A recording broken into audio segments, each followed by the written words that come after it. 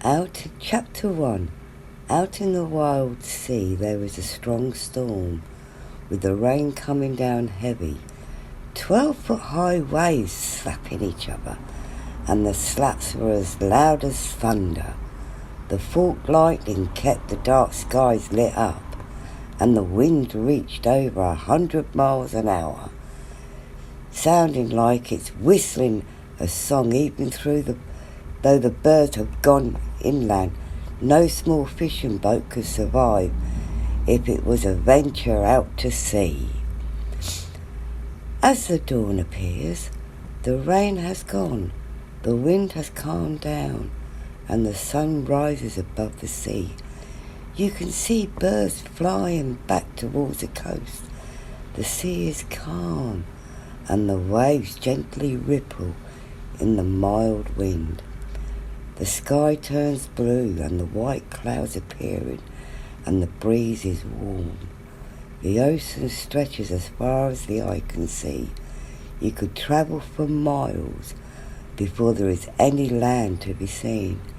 But just over the horizon, land was found, out in the middle of nowhere. As you reach and travel through the land, there are many creatures, birds of different kinds, parrots of different colours, monkeys, wild boars, wild rabbits, and wild horses of different colours. And when you reach this land, it has a beach with golden sand, and in some areas the beach was beautiful, rocky, large enough that you can sit on. As you travel through this island, there are plenty of trees, palm trees, coconut trees, and pineapple trees, flowers and bushes. At one side of the island, there is a waterfall, and around that waterfall are different sized rocks with flowers of all kinds. If you look carefully through the water, you can stand behind it. This in turn runs into a stream, and you must climb up that very large rock to dive into the lake. The water is as clear as crystal, and where you can swim, it's so peaceful. Almost no one can find you. But with all the good things this island has, it has one big thing. It has a volcano. The volcano has been dormant for over 200 years. So overall, the island is a peaceful place.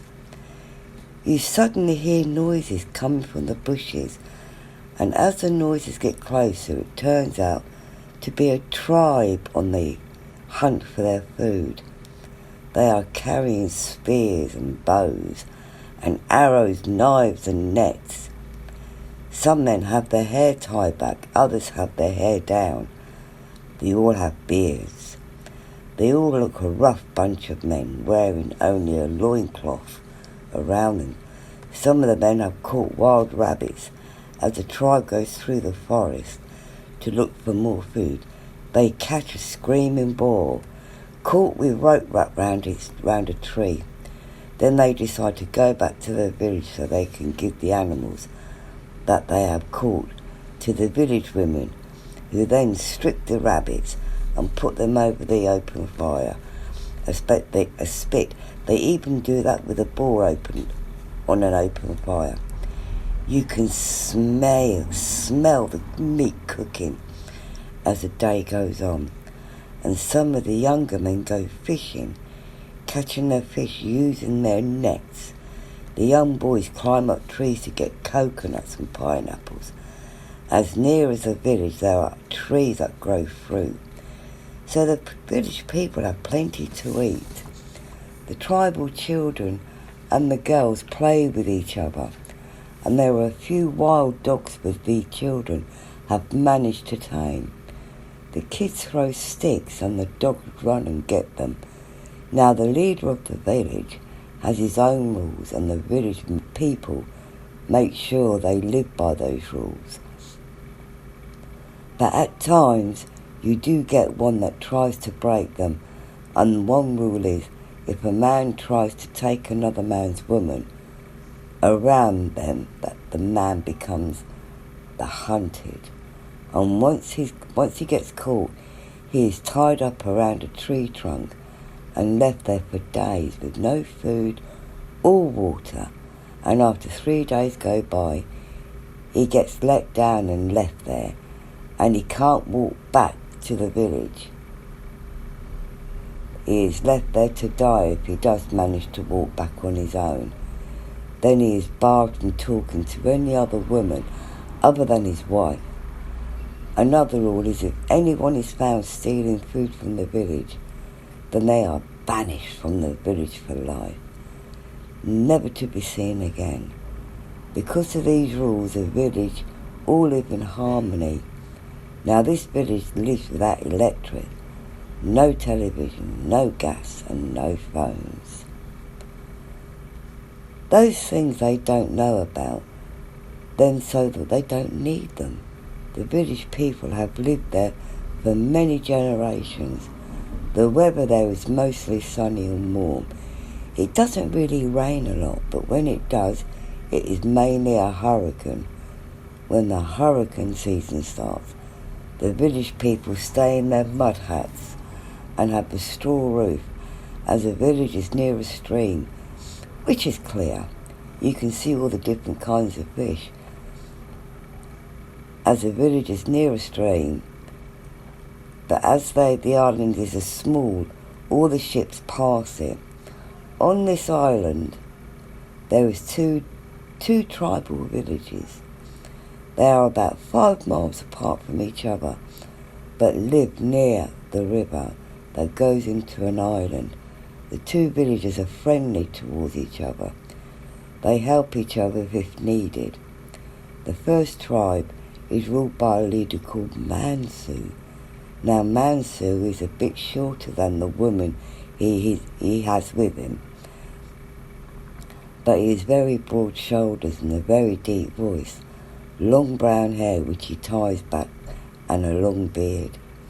He's a very hard man to live with, but he feels he must be hard to make sure to keep his tribe working together.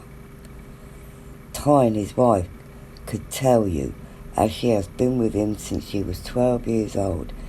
She had to grow up very quickly, and Tyne would wear full body clothes she had made out of rabbit's fur.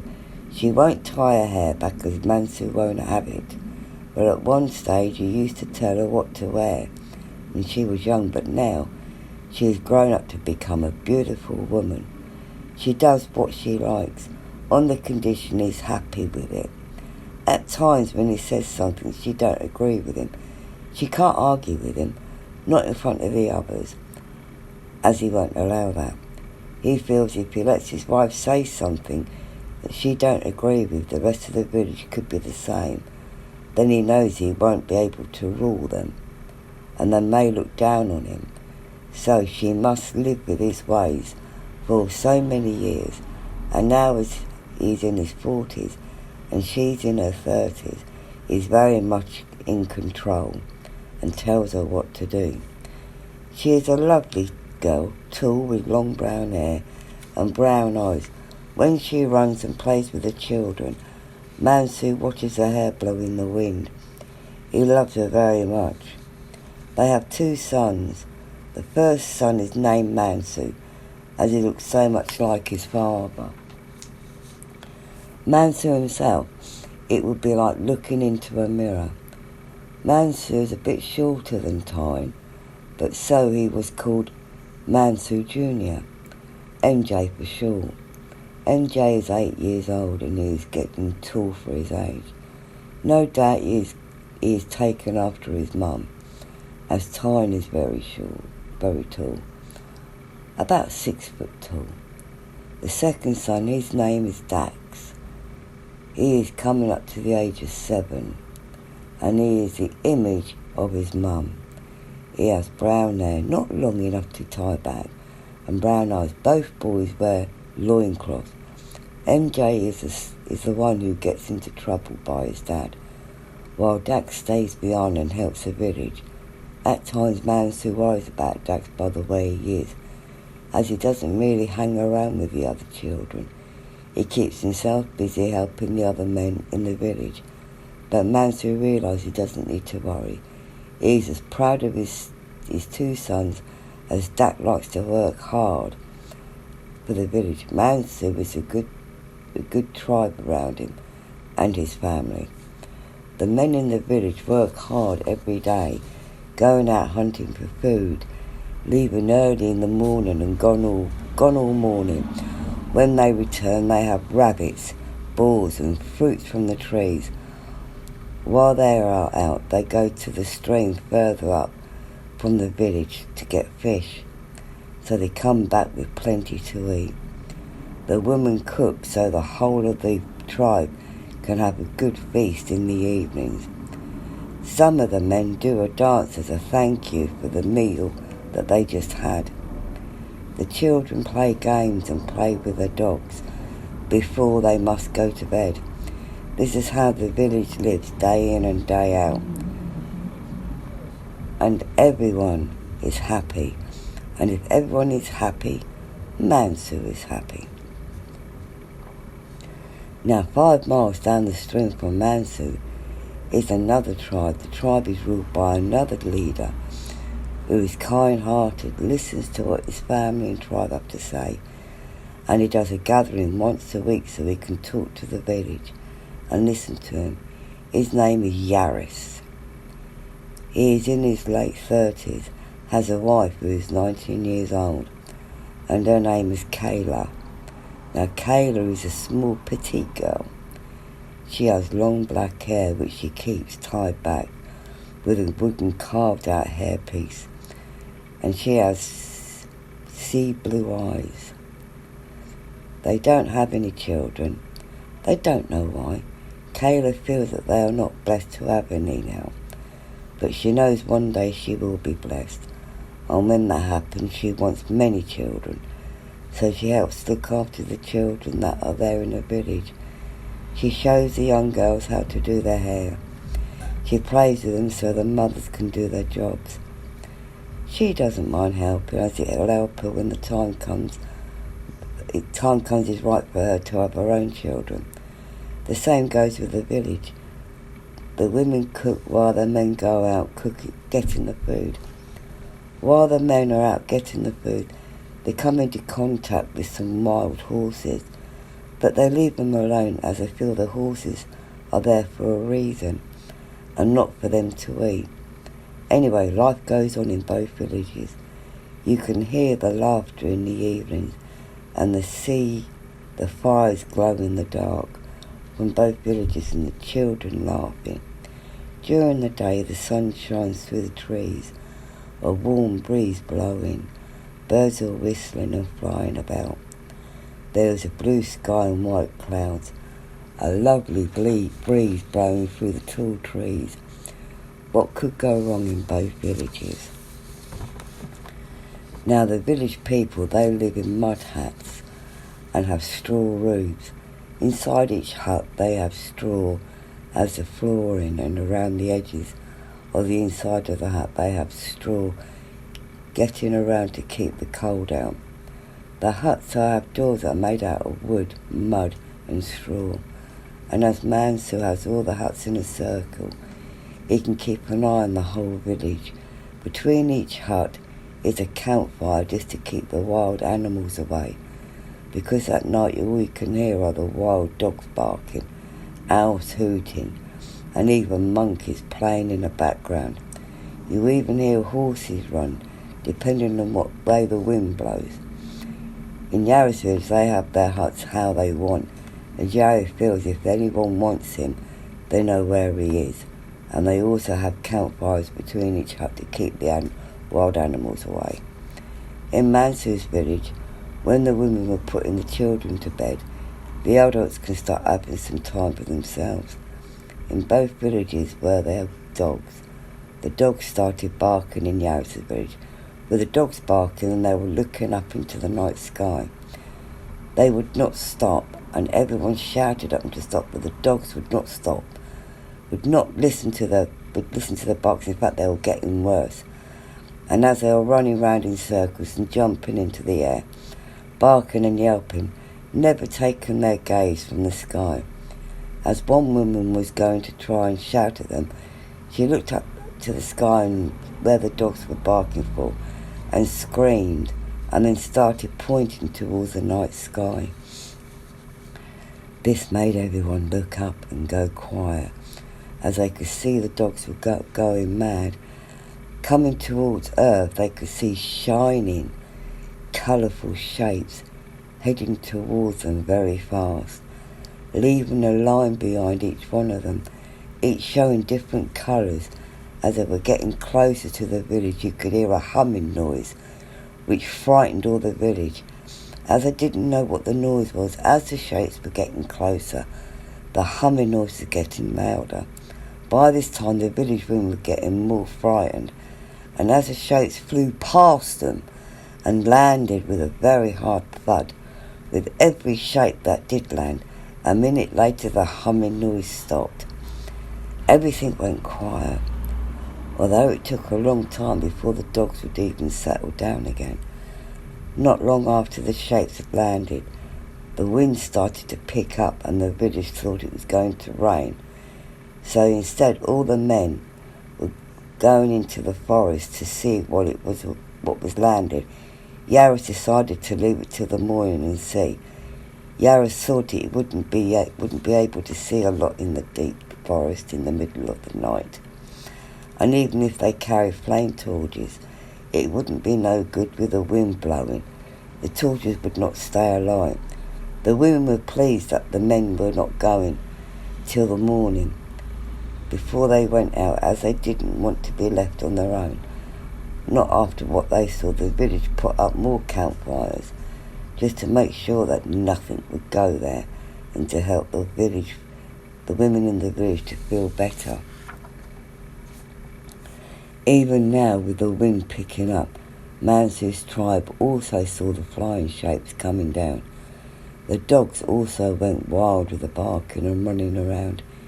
It took the men some time to calm them down, and as the children were asleep in their own huts, instead of leaving it till the morning, Mansu couldn't wait that long. He wanted to go and find out what it was and where they went. He got 6 of his men and they all got themselves ready to go to war. With their spears and knives, bows and arrows, the men were ready to find out what it was that had come down from the night sky. And the women got left behind. They were not happy about that, but there was not a thing they could do, as they were unable to say how they felt and were scared.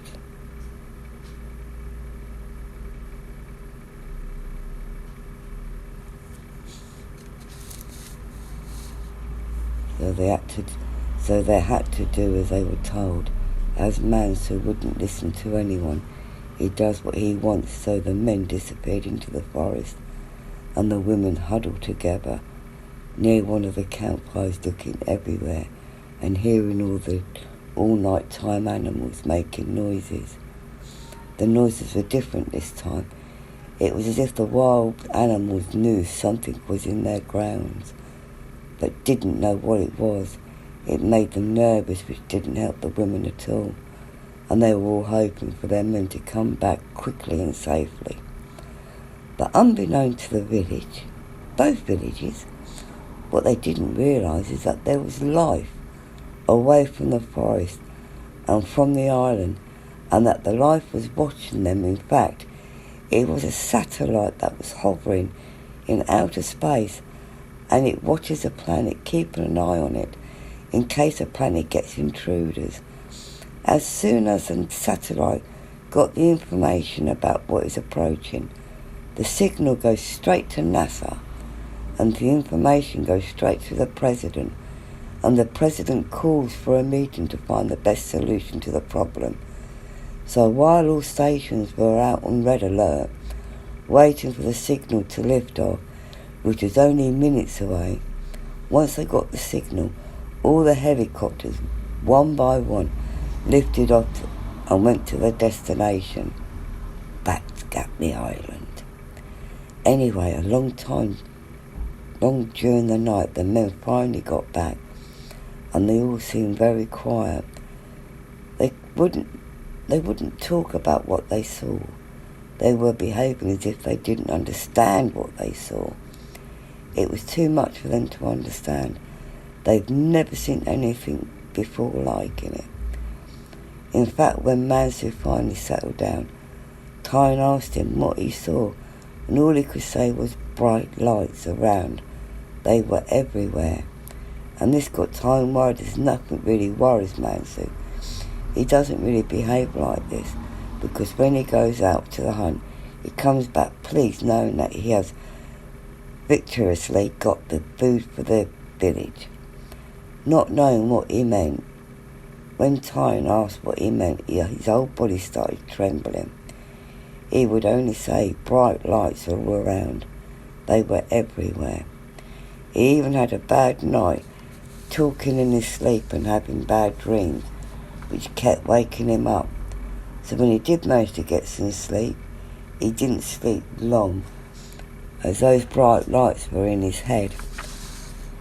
Tyne has never known anything to get into Mansu like this, so the night was very long for him and her. The other men who went with him, they had a very bad night, not being able to sleep, thinking what it was they saw. All they could say was that to their wives were bright lights, so all the men that went all had a very bad long night. So the next morning, Mansu decided that he and his men would go back there in daylight. That was the last night real, was having a bad night worth losing sleep. Now Yaris decided he would get some men together and make their way towards the direction where the coloured shapes had landed. He picked up 4 men, and they were quite happy to go with him. The women were okay about it, as it was now daylight. So Yaris and his 4 men started heading into the forest towards the shapes. Mansu took his 6 men heading the same way too. As the shapes had landed between the 2 villages, it didn't take long for both tribes to meet where the shapes were. The shapes were still there, but Mansu noticed that the birds were quiet. In fact, all the animals were quiet. There was no wind either. It was an eerie feeling. The shapes were still showing different colours. Each shape was big as the 2 huts put on top of each other. One was showing a red and yellow colours, another showing blue and white. Another shape showed 2 different colours. They didn't make any noise. They were like a balloon, but not a balloon. They were solid, but not made from wood. The men thought they were made from stone, but not stone, certainly not from any stone they had seen around. Not with the different colours. Well, that's the end of chapter 1. I hope you enjoyed listening, and I shall do chapter 2 next week. Goodbye.